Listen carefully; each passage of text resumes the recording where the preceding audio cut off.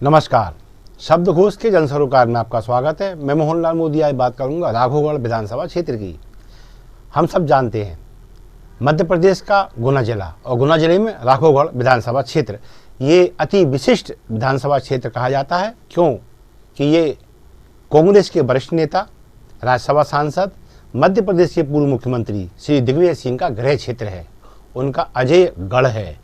और यहाँ अभी तक दिग्विजय सिंह के अलावा उनके छोटे भाई लक्ष्मण सिंह, उनके कुटुंबी दादा भाई मूल सिंह और अब वर्तमान में जयवर्धन सिंह विधायकी कर रहे हैं। ये कांग्रेस की दृष्टि से इतना सुरक्षित और इतना अजयगढ़ माना जाता है कि अभी तक भाजपा के हिस्से में यहाँ जीत नहीं आई है तो कांग्रेस को हार का सामना नहीं करना पड़ा है। जबकि एक समय ऐसा भी आया था कि यहाँ जो वर्तमान मुख्यमंत्री हैं मध्य प्रदेश के शिवराज सिंह चौहान, वो उमा भारती के मार्गदर्शन में एक बार राघवगढ़ में लोहा ले चुके हैं, लेकिन वो भी असफल साबित हुए। इनके अलावा अगर क्षेत्रीय नेताओं की बात करें तो ये भाजपा की रणनीति की खामी है अथवा वहाँ के लोगों के उत्साह, उनके सेल्फ कॉन्फिडेंस में कमी कि कोई भी स्थानीय नेता कभी भी किले को फाइट नहीं दे पाया और जिन्होंने जूझने का प्रयास किया शायद भाजपा का उनको सुरक्षित कवर भी नहीं मिला। यही कारण है कि जिन लोगों ने विरोध के स्वर उठाए भी वो समय के साथ दब गए और फिर उन्होंने समय अनुकूल आचरण अपनाने की एक राजनीतिक पद्धति अपना ली। ऐसे लोगों में नाम आता है एडवोकेट चंचल जैन का। इन्हें 2 बार मौका मिला, दोनों बार ये हार का शिकार हुए। रणछोड़ दास कासट जी, ये भी एक विभूति, बड़ी विभूति है राघवगढ़ की और इनको भी मौका मिला लेकिन ये भी परास्त रहे। राम प्रसाद शिवहरे, ये एक बड़ा संघर्षशील नाम है, लेकिन जैसा कि मैंने कहा भाजपा ने इनको ठीक कवर नहीं दिया, अतः ये भी समय के साथ फिर एक कहना चाहिए अनजान गलियों का शिकार हो गए। भूपेंद्र सिंह रघुवंशी, ये गुना से आए थे लड़ने के लिए और ये भी शायद हाँ एक ही बार रहे होंगे, उसके बाद फिर इनको भी अवसर नहीं मिला। और ये सभी ऐसे आदि भाजपा नेता यहाँ संघर्ष करते रहे लेकिन किसी की दाल नहीं गली और यहाँ पर केला परिवार का ध्वज अखंड रूप से फहराता रहा। अब यहाँ बात करते हैं कि इस बार इनका प्रत्याशी कौन होगा, तो ये बहुत क्लियर दिखाई दे रहा है और स्वयं किला आश्वस्त है। विरोधी भी ये मानते हैं कि यहाँ एक बार फिर जो वर्तमान विधायक हैं, मध्य प्रदेश शासन के पूर्व कैबिनेट मंत्री रहे हैं जयवर्धन सिंह, इन्हें कुंवर जयवर्धन सिंह कहते हैं, वो यहाँ कांग्रेस के एक बार फिर प्रत्याशी रहने वाले हैं। अब बात करें अन्य प्रत्याशियों की दावेदारियां कांग्रेस में कभी नहीं होती यहाँ। क्यों कि ऐसा माना जाता है कि कांग्रेस का जो भी यहाँ कैडर है वो बस नगर पंचायत, नगर पालिकाएं, जनपद और जिला पंचायत, बस यहाँ अपना भविष्य तलाश ले, इसके आगे उसका कोई भविष्य नहीं होता।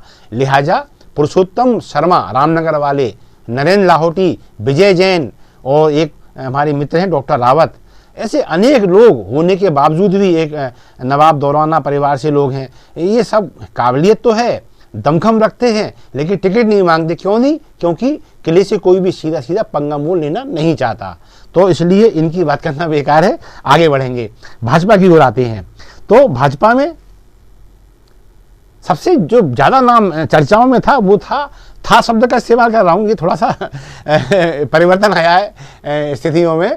तो ये मेरे पूर्व के जो अवलोकन में या मेरे पूर्व के आकलन में इनका नाम प्रथम उसमें था पायदान पर, और मैं इसे आज भी प्रथम पायदान पर ही मानता हूँ। ये है राधेश्याम धाकड़। ये एक कॉन्ट्रैक्टर हैं, जाने माने अच्छी हस्ती हैं राघवगढ़ की और रिश्तेदारी में शिवराज सिंह चौहान के संबंधी हैं। तो मैंने पहले भी कहा था, फिर कहता हूँ कि इन्हें टिकट मिला तो फिर रोचक मुकाबला होगा, क्योंकि शिवराज सिंह और उनके परिवार के लोग इसमें सीधा इंटरेस्ट लेने वाले हैं। लेकिन इसमें ताज़ा अपडेट ये आया है, राधेश्याम धाकड़ बमोरी में ज़्यादा इंटरेस्ट दिखा रहे हैं, क्योंकि बमोरी धाकड़ बाहुल्य विधानसभा सीट है और वहाँ वर्तमान में जो मंत्री हैं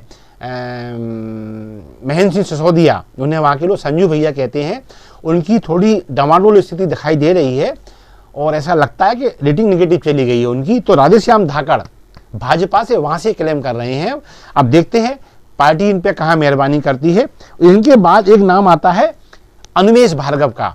अनुमेश भार्गव राघवगढ़ का जाना पहचाना नाम है, युवा नेता है और सबसे बड़ी बात है ये संघर्षशील व्यक्ति है, इनकलाबी युवा है और यदि इनके खाते में कुछ लड़ाइयाँ गिनी जाएं तो बड़ी महत्वपूर्ण चीज़ें हैं। शक्कर कारखाने को पुनः चालू कराने के लिए, राहुगढ़ स्टेशन के लिए गैर रेलवे का अंडरब्रिज निर्माण हो जाए, पुनर्निर्माण हो जाए, उसके लिए कन्या विद्यालय खुल जाए, कब्रिस्तान में अवैध कॉम्प्लेक्स को तोड़वाने के लिए, और ऐसे अनेक जनहित में जो आंदोलन इन्होंने छेड़े हैं केंद्र सरकार के मंत्रियों से, प्रदेश सरकार के मंत्रियों से, मध्य प्रदेश के मुख्यमंत्रियों से, इन मांगों के लिए, जनहित के आंदोलनों के लिए बराबर आप संपर्क करते रहे हैं और इनके ये आंदोलन अभी भी लगातार जनहित में जारी हैं। ऐसे अनिमेष भार्गव इस बार यहाँ से विधानसभा में टिकट की मांग कर रहे हैं और खास बात यह है कि इनकी सत्ता और संगठन में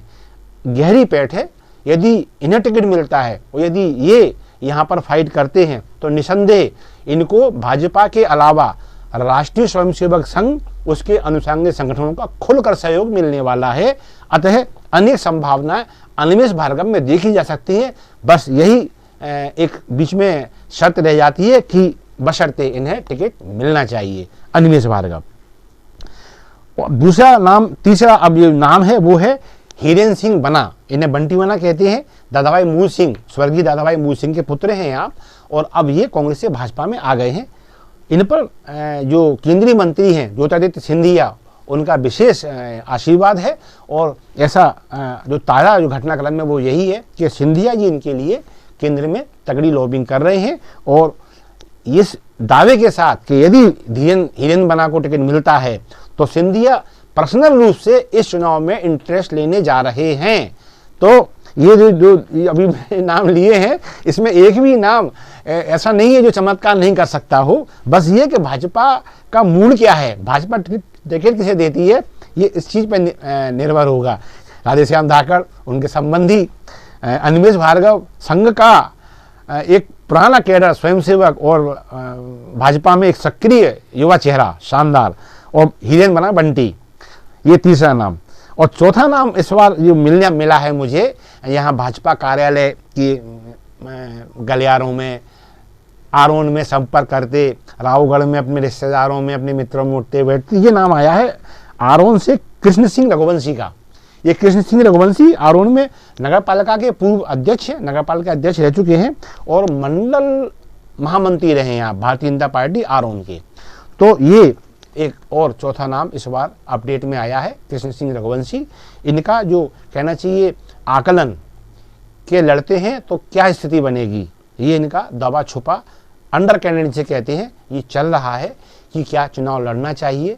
दावेदारी कर दी है, रिज्यूम इन्होंने भाजपा कार्यालय में प्रस्तुत कर दिया है और अब ये अपने मित्रों के बीच, भाजपा कार्यकर्ताओं के बीच अथवा जो भी नज़दीकी लोग हैं उनके बीच आरोन में, राघोगढ़ में इस बात की संभावनाएं तलाश रहे हैं कि यदि चुनाव लड़ते हैं तो स्थिति क्या बनेगी और टिकट यदि भाजपा देती है तो चुनाव लड़ेंगे, डट के लड़ेंगे। इनका दावा है हम सीट निकाल कर दिखाएंगे, बाकी मतदाताओं के हाथ है।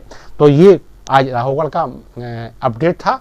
इसको लेके निसंदेह एक बहुत अच्छी लड़ाई देखने को मिल सकती है। जब उमा भारती को सीएम प्रोजेक्ट किया गया था तब उन्होंने एक दांव चला था शिवराज सिंह चौहान को यहाँ पर प्रत्याशी बनाकर, ताकि दिग्विजय सिंह को घेरा जा सके। अब यहाँ जो नाम आ रहे हैं तो स्थानीय स्तर पर अभी तक जो नेतृत्व का अभाव रहा है भाजपा के खाते में, यदि ये नाम जो मैंने अभी तक बोले हैं इनमें से किसी को टिकट मिलता है तो मैं नहीं मानता इनमें से कोई भी प्रत्याशी कमज़ोर है, क्योंकि स्थानीय स्तर पर जब तक भाजपा अपने लोगों को मजबूत नहीं करेगी, उन्हें मजबूती से खड़ा नहीं करेगी, उन्हें एक से अधिक बार चांस नहीं देगी, तब तक तो यहाँ पे फतेह पाना मुश्किल है। और इस बार जो चाहे राधेश्याम हो, चाहे वो अनिमेष भार्गव हों, या फिर वो हीरेन बना बंटी हों, और फिर ये अपना कृष्ण सिंह रघुवंशी है ना, तो कृष्ण सिंह रघुवंशी अभी तलाश रहे हैं। दावेदारी प्रबल है, टिकट मिला लड़ जाएंगे, लेकिन तीनों जो नाम आ रहे हैं इनके बारे में मैं कह सकता हूँ चुनाव हुआ तो कहते हैं ना वो संघर्ष बड़ा भीषण होगा, ये वो स्थिति बन सकती है। तो देखना शिवराज सिंह चौहान, BD शर्मा और खासकर अमित शाह जो मध्य प्रदेश के चुनाव को लगभग अपने हाथ में ले चुके हैं, वो यहाँ किसको उतारते हैं और एंड टाइम पे क्या कोई स्टार प्रचारक सामने आता है। यदि ऐसा भी आता है तो निसंदेह किले को घेरने का पूरा प्रयास रहेगा। और इस बार छिंदवाड़ा और राघोगढ़ भाजपा के दांव पर हैं, इसलिए निसंदेह भाजपा ऐसे व्यक्ति पर दांव लगाने जा रही है जो या तो परेशानियां पैदा करेगा और कोई बड़ी बात नहीं कि वो इस बार तख्ता पलट भी हो जाए। भाजपा इस रणनीति पर काम कर रही है। अब देखते हैं मतदाता किसे पसंद और नापसंद करते हैं। बस इसी के साथ मैं मोहनलाल मोदी आज अनुमति चाहूँगा, फिर किसी मुद्दे के साथ, फिर किसी नए क्षेत्र के साथ सामने आऊँगा। तब तक के लिए आज्ञा दीजिए। नमस्कार, जय हिंद।